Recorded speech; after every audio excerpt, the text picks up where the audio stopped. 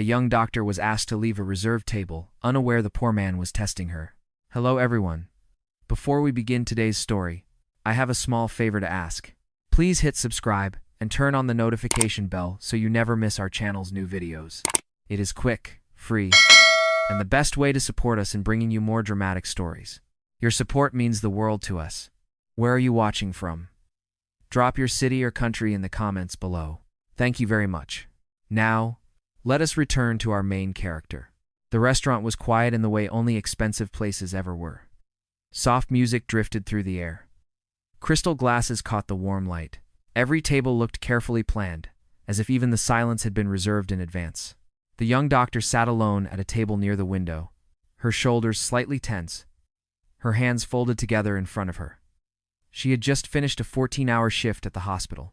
Her feet ached inside sensible flats. There was still the faint scent of antiseptic clinging to her coat, no matter how much she tried to ignore it. This dinner was not a celebration. It was not a date. It was simply the only quiet place she could find to eat before going home to sleep and doing it all over again the next day. Across from her sat a man who looked like he did not belong there. His jacket was worn at the cuffs. His shoes were clean but old. He sat straight, calm, saying nothing, studying the menu as if he had all the time in the world. To anyone else, he looked like someone who had wandered in by mistake, someone who should feel embarrassed, someone who should already be gone. The server approached with a tight smile. "I am sorry," she said, glancing between the table and her tablet. "This table is reserved." The young doctor looked up immediately. Her first instinct was to stand. She had spent years apologizing for taking up space, years learning how to move quietly through rooms where she did not quite belong. "Oh, I can move," she said quickly, already reaching for her bag. "I did not mean to cause any trouble." The man across from her did not speak. He did not wave the server away. He did not explain. He simply watched her, his expression unreadable. The server hesitated. "Actually," she added, lowering her voice, "this table was reserved by him." One of her coveted daxed. The words landed heavier than expected.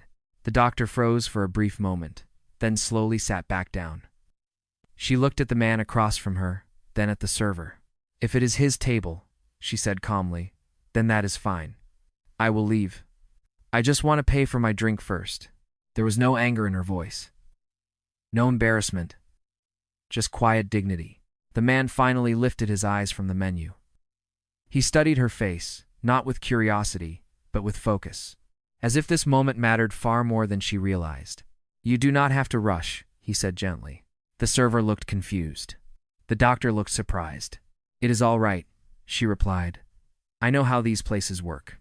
She reached for her wallet anyway. The man did not stop her. He did not correct the misunderstanding. He did not reveal anything. He simply let the moment unfold, exactly as it was. And in that silence, a test had already begun. What the young doctor did not know was that the man sitting across from her was not poor at all. He was a self-made millionaire. A man who had built companies and watched people change the moment they learned his name. Tonight, he wanted to see who someone was before they knew anything about him. And at that reserved table, with no one watching and nothing to gain, the young doctor was about to show him exactly that. The young doctor did leave the restaurant that night, but the moment stayed with her far longer than the taste of the drink she never finished. Outside, the cool evening air brushed against her face as she walked toward her car. Her body was exhausted, yet her mind refused to slow down. It was not embarrassment that lingered. It was something else. A strange heaviness. The quiet way the man had looked at her. Not with judgment, not with pity, but with attention. She told herself it did not matter. People crossed paths every day and never met again. She had patients waiting in the morning, charts to finish, and a life that did not leave much room for strangers in reserved restaurants. 3 days later, she saw him again. This time, it was not in a place of polished silverware and low music. It was the hospital cafeteria, just after noon. The smell of burnt coffee and reheated food filled the room. Nurses rushed past with trays in their hands. Monitors beeped faintly in the distance. She stood in line, scrolling through messages, barely aware of the people around her. Then she heard his voice. "Excuse me." She looked up. He stood a few feet away, holding a tray with a simple bowl of soup and a piece of bread. The same worn jacket, the same calm posture. Only now, Under the harsh fluorescent lights, he looked even more out of place, like someone who had learned to be invisible. "I thought I recognized you," he said. "From the other night." She hesitated, then nodded. "The restaurant." "Yes." "It's not a few for Gilded." There was a pause. Not awkward, just careful. "I did not get a chance to thank you," he continued, "for how you handled that situation." She frowned slightly. "There was nothing to thank me for." "There was," he said gently. "Most people would have argued or demanded an explanation." She shrugged. "I did not see the point. It was your table." Something in his eyes shifted, not relief, not satisfaction, something quieter. They moved forward with the line, side by side, as if it were the most natural thing in the world. "You work here?" he asked. "I do," she replied. "Internal medicine." He nodded. "Long hours." "You have no idea," she said, then caught herself and smiled. "Sorry, that probably sounded rude." "It did not," he said. "It sounded honest." They reached the register. Before she could speak, he slid his tray forward. "I can pay," she said automatically. He shook his head. "Please. Let me." She hesitated, then allowed it, watching as he counted out cash carefully, as if every bill mattered. They sat at a small table near the wall. Nothing reserved, nothing special. As they ate, she noticed the way he listened, not waiting for his turn to speak, not distracted. When she talked about her patients, he did not interrupt. When she mentioned the exhaustion, he did not offer shallow encouragement. He simply listened. "I come here sometimes," he said after a while, "to see how places really work." She looked at him, curious. "That sounds like an odd hobby." He smiled faintly. "I suppose it is." What she did not know was that this was not coincidence. He had chosen this hospital deliberately. Chosen this cafeteria. Chosen to sit where no one would impress him, flatter him, or pretend. And as she stood to return to work, thanking him for the meal, he watched her walk away with a quiet certainty forming in his mind. The test was not over. It was only beginning. The days that followed settled into a quiet pattern. The young doctor returned to her routines. Morning rounds, afternoon consults, late nights filled with charting and cold coffee. Yet every now and then, she found herself scanning the cafeteria without meaning to, half expecting to see the worn jacket again. She told herself it was nothing, just a passing connection. A stranger she had met twice, in two very different places. Then one evening, as rain streaked across the hospital windows and the corridors grew unusually tense, everything shifted. An older man collapsed near the emergency entrance. No dramatic fall. No shouting. Just a sudden weakness that sent him down hard against the cold tile. Visitors froze. A security guard called for help. She was there within seconds. "Sir, can you hear me?" she asked, already kneeling beside him. His breathing was shallow, his skin pale, his pulse weak but present. She worked quickly, calmly, issuing instructions without raising her voice. A wheelchair, a monitor, someone to call for a gurney. The small crowd faded into the background as she focused on what mattered. Then she noticed him, standing a few steps back, watching. The same man from the restaurant, from the cafeteria. This time, he was not sitting, he was not eating. He was gripping the strap of his jacket tightly, his attention fixed on her every move. For a brief moment, their eyes met. She did not recognize him as someone important. She did not expect help. She simply gave him a short nod, the kind professionals give to bystanders when they need space. "Please stand back," she said firmly. He obeyed without question. The patient was stabilized and rushed inside. As the doors closed, the tension in the hall slowly released. People resumed walking. Conversations restarted. She finally stood up, rubbing the ache from her knees. "You handled that well," a nurse said quietly. "It was routine," she replied, though her heart was still racing. When she turned, the man was still there. "You did not have to stay," she said, assuming he had been waiting for someone else. "I wanted to make sure he was all right," he answered. "So did I," she said simply. They walked toward the exit together, the sound of rain growing louder as the doors opened. "You do that every day," he said after a moment. It was not a question. She nodded. "People come in at their worst. You do what you can. And when no one thanks you?" She paused, surprised by the question. That is not why I do it." He stopped walking. In that instant, something changed in his expression. Not admiration. Not relief. Recognition. "You did not treat him differently," he said, "even though you had no idea who he was." She frowned slightly. "Why would I?" He smiled, slow and thoughtful. "Most people do." She had no answer for that. What she did not know was that the man who had collapsed was connected to him. Not by blood, but by business. A senior partner. Someone powerful. Someone who expected special treatment. And what she had just done, without knowing any of that, was pass another test. As they stood beneath the awning, rain falling steadily in front of them, the man made a quiet decision. Soon, she would learn the truth. But not yet. Not until he was certain that what he saw was real. After that night in the rain, something quietly shifted between them. They did not exchange phone numbers. They did not make plans. And yet, over the following week, they kept crossing paths in small, unplanned ways that felt almost deliberate. Sometimes it was in the cafeteria again. Always at the same corner table. Other times it was near the entrance, where staff took quick breaks for fresh air. He never stayed long. He never lingered in a way that felt intrusive. He simply appeared, spoke with her for a few minutes, then faded back into the background of the hospital. To her, he was still just a man with worn sleeves and thoughtful eyes. One afternoon, she found him sitting alone outside, holding a paper cup of coffee with both hands. The wind tugged at his jacket. He looked tired, in a way that had nothing to do with lack of sleep. "You look like you could use a warmer coat," she said lightly, stopping beside him. He smiled. "I have had worse, and I would build to side him." She sat anyway. They talked about ordinary things. About how hospitals felt different at night.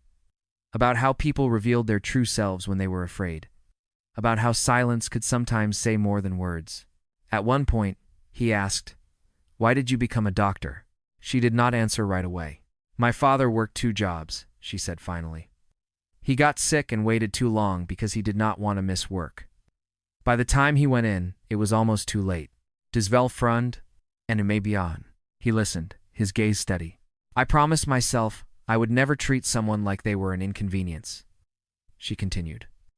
"No matter who they were. That is not easy," he said. "No," she agreed. "But it is necessary." A few days later, he saw her again, this time near a small volunteer table set up in the hospital lobby. A handwritten sign read, "Community Clinic Fund. Donations welcome." She was dropping a few bills into the box. "You volunteer too?" he asked. "When I can," she replied. "The clinic down on 9th Street. They see people without insurance. Long lines, short supplies, and you still give," he said. She shrugged. "Someone has to." That night, long after she left, he returned to the lobby alone. He stood in front of the donation box for a long moment. Then, he reached into his pocket and placed something inside. Not a large amount, just enough to matter. The next time they met, he brought it up casually. "I stopped by that clinic," he said. "They do good work." Her eyes lit up. "You went?" "Yes. I wanted to understand." She smiled, genuine and unguarded. "Most people say that. Very few actually do it." He felt something tighten in his chest. What she did not know was that the clinic had been on his radar for years. He had funded programs, built wings, signed checks with his name, carefully hidden behind foundations and intermediaries. But he had never seen it through her eyes. He had never seen it as a place where dignity was preserved with quiet determination, one patient at a time. As days passed, he noticed a pattern in her that never broke. She spoke to janitors and surgeons with the same tone. She waited patiently. She said thank you when no one expected it. Still, he said nothing. He did not correct her assumptions. He did not step out of the role she believed him to be, because the test was no longer about a reserved table or a single moment. It was about consistency. And with every small choice she made, without applause or reward, she was answering a question he had been asking his entire life. Who are you, when there is nothing to gain? Soon, he knew, the truth would have to come out, but not yet. Not until he was certain that what she offered the world was real, and that revealing himself would not change the way she looked at him. The reveal did not happen in a grand room or under bright lights. It happened quietly, the way truths often do. It began with a call. She was finishing her shift late one evening when her supervisor stopped her in the hallway. The tone was polite, but unusual. "There is someone asking for you," he said. "Upstairs. In the administrative conference room." She frowned. Doctors were usually called for emergencies, not meetings after hours. When she opened the door, the room was almost empty. Just one long table. A wall of windows looking out over the city. And him. He stood near the window, his jacket folded neatly over a chair. No worn sleeves now, no frayed cuffs. He was still calm, still familiar, but something about him was different. Straighter, more deliberate. "I hope I am not interrupting," he said. "You are not," she replied slowly. "But I am confused." "That is fair," he said. "Please sit." She did not. "You have been coming here for weeks," she said carefully. "You said you wanted to understand how places work." "Yes," he answered. "And I do." He reached into his pocket and placed a simple card on the table. No gold lettering. No excess. Just a name, a title, and a company. She glanced at it once. Then again, her breath caught before she could stop it. "You are the founder," she said quietly. He nodded. "The man who collapsed the other night," he continued. "He is one of my senior partners." There wasn't plated a fine downers. She looked at him, trying to reconcile the man she knew with the name on the card. "You knew," she said. It was not anger. It was realization. "I knew who he was," he said. "You did not." Silence filled the room. "I did not come here to deceive you," he added. "I came because I needed to see something for myself." "See what?" she asked. He met her eyes. "Who people are. When they think nothing matters." She let out a slow breath. "So the restaurant," she said. "The cafeteria. The hospital. Thanks for watching." "All of it," he admitted. "I went undercover. I needed to know if kindness still existed without recognition." She folded her arms, not defensively, but to ground herself. "And I passed," she said. He shook his head gently. "You did not pass a test," he said. "You showed me the answer." She was quiet for a long moment. "I did not do anything special," she said finally. "I treated people the way I always do." "That is exactly why it matters," he replied. He slid another document across the table. This one was thicker. "I am funding an expansion for the community clinic on 9th Street, he said. "New equipment. More staff. A training program." Her eyes widened. "That clinic needs help," she said. "But why are you showing me this?" "Because I want you involved," he said. "Not as a symbol. Not as a favor. As a partner in building it the right way." She looked down at the papers, then back at him. "And if I say no?" she asked. "Then I will respect that," he said without hesitation. She studied his face, searching for the man she had met weeks ago. The one who sat quietly. The one who listened. The one who paid for soup without making it an event. He was still there. "You tested me," she said softly. "Yes," he admitted. She nodded once. "Then understand this," she said. "If I do this, it is not because of who you are. It is because of what needs to be done." He smiled. "Not in relief, in respect. That is the only answer I hoped for." Outside, the city lights glowed steadily, unaware that something far more important than a deal had just been agreed upon. The test was over. What came next would be real. Working with him was not what she expected. There were no dramatic announcements. No cameras, no public praise attached to her name. The first weeks passed quietly, filled with meetings that started on time and ended with clear decisions. He listened more than he spoke. When he asked questions, they were specific, practical, grounded in reality. They met at the clinic on 9th Street early one Saturday morning. The building was old, its paint faded, its waiting room already full before the doors officially opened. Mothers with tired eyes, elderly men leaning on canes. People who had learned to wait because waiting was cheaper than giving up. He stood beside her, dressed simply, blending in without effort. "This is where it starts," she said. "Not with equipment. With respect." He nodded. "Show me." She did. She introduced him to the staff. Not by title, but by role. She walked him through the supply room, pointing out what they rationed and why. She explained how one missing piece of equipment could delay care for an entire day. He did not interrupt. He took notes. When someone spoke to him sharply, assuming he was just another volunteer. He accepted it without correction. Later, as they stepped outside, he said, "You did not soften anything." "There is no point," she replied. "If you want to help, you have to see it clearly." That night, he approved funding exactly as she recommended. No cuts. No conditions meant to impress donors. Just solutions. But something inside her remained unsettled. A few days later, after a long meeting, she stayed behind while he gathered his things. "There is something I need to say," she began. He waited. "I do not want special treatment," she said. "At work. In public. Anywhere. I am not here because of you." He met her gaze. "I know. And I do not want people thinking I agreed to this because of money," she continued. "Or because I was tested." He paused, then spoke carefully. "Do you feel like you were manipulated?" She considered the question. "I feel like I was watched," she said honestly. "That is fair," he replied. "If I could change one thing, it would be that. I've saddened. N-. She studied him, searching for defensiveness. There was none. "I will step back," he added. "If you ask me to." She shook her head. "No. That would be easier." "I do not want easy. I want honest." A faint smile crossed his face. "So do I." As weeks passed, the clinic began to change. New equipment arrived. A training program launched quietly. The waiting list shortened. Staff turnover slowed. And still, he never took credit. When reporters asked about the funding, his name did not appear. When donors toured the clinic, he stood to the side. When praise came, it landed on the work, not the wealth behind it. One evening, as they locked up together, she stopped and looked at him. "Why me?" she asked. "You could have chosen anyone." He thought for a moment. "Because you treated everyone the same," he said, "even when you thought it did not matter." She exhaled softly. For the first time since the reveal, she felt something loosen inside her.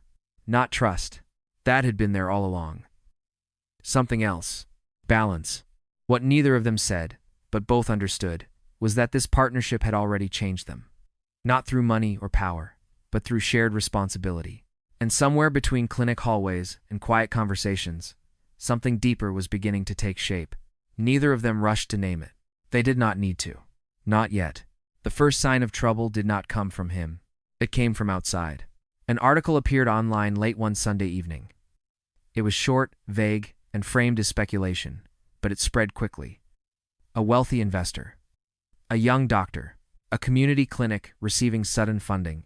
The words were careful, but the implication was not. By Monday morning, whispers had reached the hospital. She felt it in the way conversations stopped when she entered a room. In the way a colleague asked, a little too casually, how she knew him. In the way a nurse avoided meeting her eyes. She told herself it would pass. It did not. That afternoon, she found a printed copy of the article folded neatly on her desk. No note. No name. Just the headline circled in ink. She stared at it for a long moment, then placed it in her bag and returned to work. By the end of the week, the pressure became impossible to ignore. A senior physician called her into his office. The door closed softly behind her. "I need to ask you something," he said. "And I need an honest answer." After round, she nodded. "Is there anything inappropriate about your involvement with this funding?" "No," she replied without hesitation. He studied her. "People are talking. I cannot control that," she said. "But I can control my work." He leaned back. "I believe you. But perception matters." That night, she did not go to the clinic. She drove aimlessly through the city instead, her thoughts louder than the traffic around her. When she finally stopped, she realized she was parked outside his office building. She did not call ahead. The security guard recognized her immediately and waved her through. He was still there, alone, reviewing documents, when she entered. "You saw it," she said. It was not a question. "I did," he replied. "I was going to call you." She crossed her arms, not in anger, but in defense.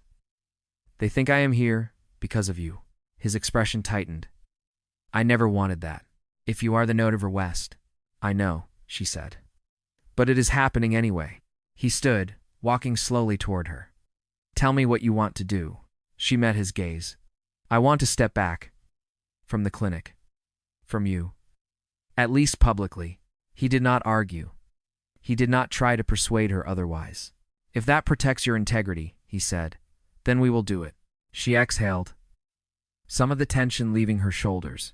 There is one more thing, she added. I need you to say nothing. No statement, no defense. If this matters, it has to stand on its own. He nodded. It will. The following weeks were some of the hardest she had known. She returned to her hospital routines, now under sharper scrutiny. She worked longer hours. She spoke less.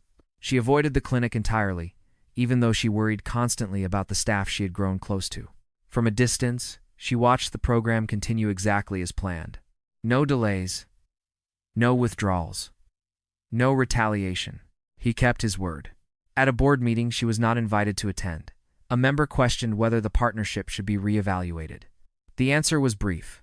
The work speaks for itself, he said. That is enough.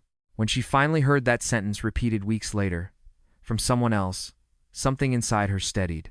One evening, as she left the hospital after another late shift, she found him waiting across the street. Not in a car, not with an escort. Just standing there, hands in his pockets. I wanted to see you, he said. Only if that is all right. She considered him, then nodded. They walked in silence for a few minutes. I am sorry, he said quietly. For what this cost you. She shook her head. This is the cost. Of doing something that matters. He stopped. I admire you. She looked at him, really looked at him, for the first time in weeks. This, she said, is why I needed to know you would not fix it for me. He smiled faintly. I am learning. I refrained to style. The storm had not broken them. It had clarified everything. And for the first time, both of them knew that whatever came next would be built on something far stronger than appearances. Time did what neither of them tried to force. It created space. Weeks passed. The noise faded. The article stopped circulating. New stories replaced it. Inside the hospital, the glances softened. Conversations returned to normal. Her work spoke louder than any rumor ever could. At the clinic on 9th Street, something remarkable happened. Without announcements or ceremonies, the program she had helped design began to show results. Appointment wait times dropped. Patients returned for follow-ups. Volunteers stayed longer. A quiet stability took root. She heard about it secondhand. A nurse mentioned it in passing. A patient thanked her for a referral. A resident asked how the clinic had managed to expand so quickly without burning out its staff. She answered carefully, always redirecting attention back to the people doing the work. One evening, she finally returned. She stood across the street for a long moment before going in. The building looked the same, but it felt different. Lighter. More organized. Less strained. Inside, familiar faces lit up when they saw her. You should see the new exam rooms, someone said excitedly. You came back, another whispered, as if afraid she might disappear again. She walked through the halls slowly, taking it all in. The equipment. The charts neatly filed. The sense of order where there had once been barely controlled chaos. And then she saw him. He was standing near the back, listening to a patient explain a concern, his posture attentive, his voice low.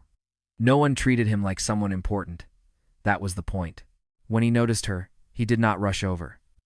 He finished the conversation, then waited until the patient left. You did not have to come, he said gently. I wanted to, she replied. They walked together down the hallway. I stayed away longer than I planned, she admitted. I needed to be sure. Of what? Action. That this would not fall apart without me, she said. That it was not built around any one person. He nodded. It did not. She stopped near the supply room, turning to face him. You kept your promise, she said. So did you, he replied. For the first time, since everything had shifted, there was no weight between them. No test. No defense. Just mutual recognition. I am proud of what this became, she said. Not because of the funding, because of the structure. That was you, he said. That was us, she corrected softly. Outside, as the clinic closed for the night, they stood beneath the streetlight, neither in a hurry to leave. You know, he said after a moment, I spent years believing that control was the same thing as leadership. She smiled faintly. It is not. No, he agreed. Leadership is knowing when to trust. She looked at him, seeing not the millionaire, not the man who tested her, but the one who had learned alongside her. Then trust this, she said. Whatever comes next, it has to be honest. No roles, no disguises. He met her gaze. I would not want it any other way. If you two might never setting. In the quiet that followed, something settled into place. The storm had passed. What remained was not tension or uncertainty, but the steady confidence that what they were building, together or apart, was real. And for the first time, the future did not feel like a test. It felt like a choice. The final proof came without warning. One afternoon, months after the rumors had faded, she received a handwritten note at the hospital. No logo, no assistant's name, just a simple message asking if she could stop by the clinic after her shift. When she arrived, the waiting room was nearly empty. The last patient was leaving, thanking the staff as he went. The lights were softer than usual, calm. He stood near the reception desk, holding a familiar piece of paper. She recognized it instantly. The receipt, the one from the restaurant. The night she had offered to pay for her drink and leave quietly, believing nothing about that moment would ever matter again. I kept it, he said when he saw her eyes widen. You did not have to, she replied. I know, he said. But I wanted to remember the beginning. Not the reveal. Not the funding. The moment when you had nothing to gain. He placed the receipt into a simple frame on the wall beside the clinic's mission statement. No name. No explanation. Just a date and a total that meant almost nothing in dollars, and everything in meaning. This is why this place exists, he said quietly. Not because of me. Because of that choice. She swallowed, emotion catching her by surprise. You were the one being tested, she said softly. He smiled. I was. And I failed for a long time before you. I failed for a long time before you. They stepped outside together as the sun dipped low, painting the street in warm gold. I have one more question, he said. And this time, it is not a test. She turned to face him. I do not want to hide anymore, he continued. And I do not want to lead with what I have. I want to lead with who I am. If I ask you to walk forward with me, openly, honestly, would you? She did not answer right away. She thought about the restaurant, the cafeteria, the rain, the clinic, the distance she had needed, and the respect he had given her. Yes, she said finally. But only if we never forget why this worked. Thanks for watching, bien I do. He nodded. We will not. They did not rush into declarations. They did not need an audience. What mattered had already been seen. In the weeks that followed, they were careful and clear. At work, she remained a doctor. At the clinic, she remained accountable to the team. In public, he stood beside her, not ahead of her. And when people eventually learned the full story, the reaction surprised even him. There was no outrage, no scandal, only respect, because the truth had arrived last, exactly where it belonged. At the end of the day, the story was never about a reserved table or a disguised millionaire. It was about a woman who chose kindness when she believed no one was watching, and a man who finally learned that true leadership and true love begin the same way, with humility, with action, and with the courage to be real.